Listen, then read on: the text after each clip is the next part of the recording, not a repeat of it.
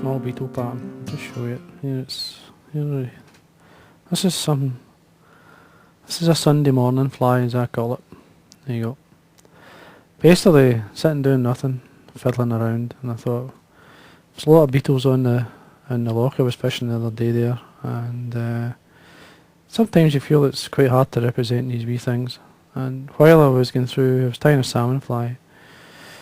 I was looking at the nails, meaning what they call a jungle cock nail, and I have tons of broken or split jungle cock, just like this one here. And it just looks like the back of a beetle, and the wee cocky bendy or cocky bundy, the back's quite orangey like that, and I thought, well, I could probably use that and see what happens. Now what I'm going to do is I'm going to hold it together using some bug bond. Now I've got the original resin, this is the UV resin, and the original and clear. And all I'm going to do is put it onto the eye, meaning the orangey part, not on the black area, because I want to keep it nice and flexible. And all I'm going to do is just lightly put a blob all the way around. And I don't want it on the ends either, just want it on the, as you can see, on the eye itself. Now what I would probably do is just slightly flatten it a wee bit, just using my needle. I don't want it too long. I don't want it all on the black. I don't want it on these fine hairs at the end. Just to give it a wee bit more movement. Now we use this is a new bug bond torch. This is the professional one. It's got a single bulb. There you can see it's just a single bulb.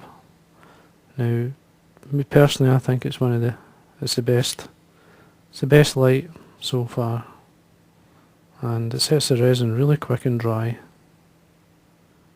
So it's certainly worth looking at, and you'll find it. There's a website, the Bug Bond website.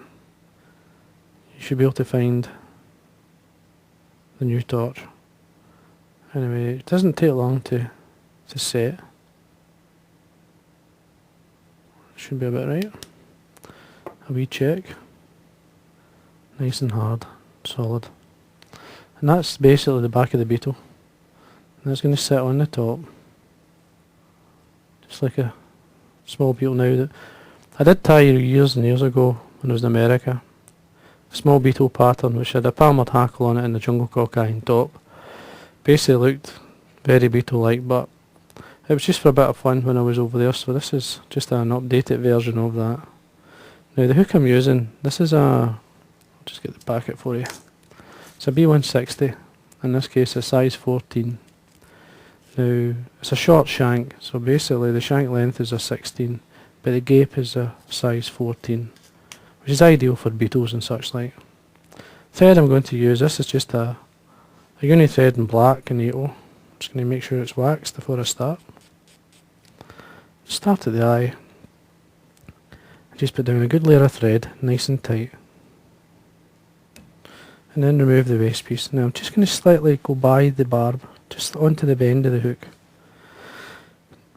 The body is up to yourself, you could use a dubbing or whatever. Now I'm just going to make it a bit more complicated and we use some, this is dyed black deer hair, and this is the body deer hair. Now I'm just going to put 2 bunches on to form the body. Now I'm going to use the hollow ends at the bottom, so I don't need these tapered ends. I'm just going to take them away. And then I'm just going to 2 loose turns round and then tighten up, and then bring the thread turns through that nice and tight. Fold these back and come to the front with 2 or 3 more turns. Now just leave, that's basically all spread, it's obviously spread all the way around the hook. You don't have to be too fussy, especially in a fly this small. Just nice and light, and it keeps the fly up. Once you put your muslin or your gink or whatever you use to float your fly, it should be fine. Again, I'm just going to remove these, the good ends as I would say, tapered ends.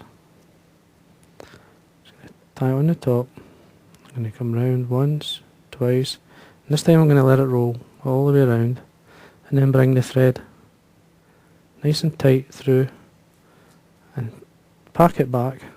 Now you need at least a good couple of millimetres at the front for your thorax area. Now, just to make it easier for yourself, I would whip finish off. Take away your thread. And then we're going to trim Birdier here. Just going to bring it 90 degrees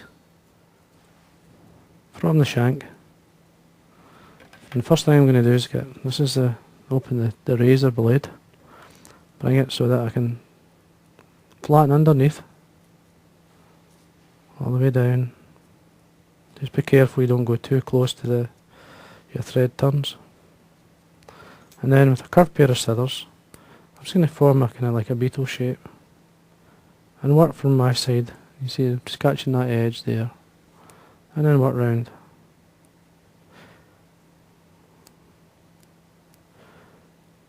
Just all the way around, nice and tight, or nice and close anyway to the body. So on these edges, just catch, bring them out. Nice kind of shape into your body of deer here.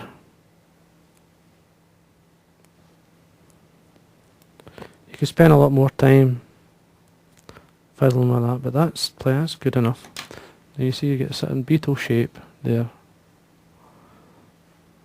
And then just to allow the jungle cock eye to sit a wee bit lower, I'm just going to take away a slight angled cut just at the back here. Just be careful you don't go too deep.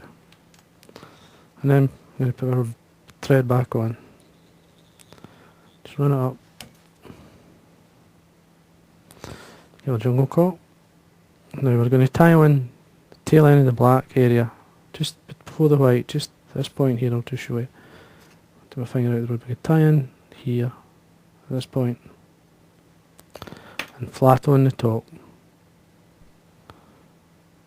Now you can always move it around. Now these are just loose turns, just to see where we are, and then see how the deer is sitting. Just bring it tight up against it.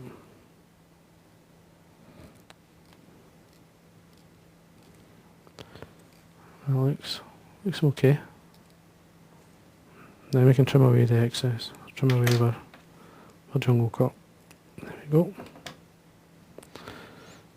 And then tidy up. Now you see the effect you get. It looks the part. I'm sure it'll catch a few fish. Now I'm going to you could actually wind on a hackle there. You could put a wee cocky bendy hackle, like a brown and red or so. It's up to yourself what you want to do. I'm just going to put some rubber legs. This is brown rubber legs, and that's the small or mini. And now all I'm going to do is catch two on your side. Well, it's a single length, but basically so I've got two on that side. Couple of turns, make sure it's tied down. Trim. And do the same on my side. These are really fine and fiddly, you've really got to take your time. Pull them into the position you want.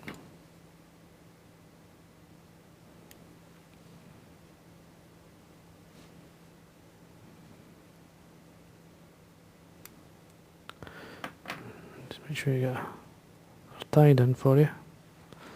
And there we are. Now what I'm going to do is I'm going to bring some dubbing through. Now the dubbing I'm going to use is this Diamond Bright.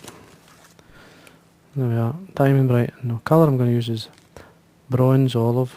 This is a great colour, and you'll see it's a mix. It's one of the good dubbins that's coming from Spirit River just now. And I mean, I really like them. The colour's perfect for this. Olivey bronze, it's got a wee touch of blue. It's perfect for it, for this beetle pattern. And we just lightly dub it onto the thread. Slide it up.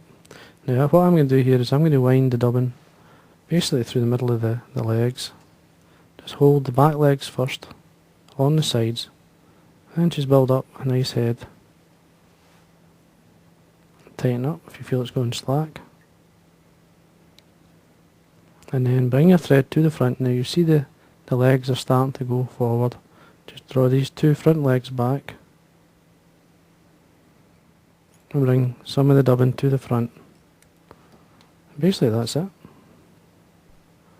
Now you could put a small sighter, bit of antron or something so you can see it a bit better. It's up to yourself. It's best having some of both. Or even tying them with the sighter on it all the pattern. And then if you don't like it, just take it away. You can cut it away. Wee whip finish. And then there we are. Tiny bit of varnish onto the head.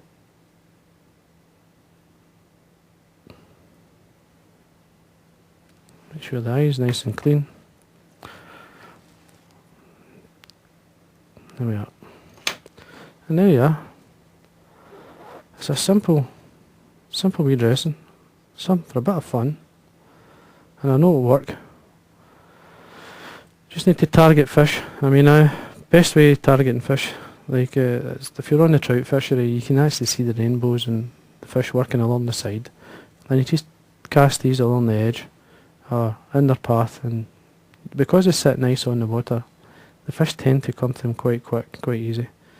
Now as you see, very simple, and it's a great way of using up these split jungle cock eyes, which we always get now. We don't get good jungle cock, but it's a way I've used up some, and it certainly looks the part. You could use a bigger eye, but I think that just looks fine. And there we are, it's on the top. And that's my jungle cock beetle.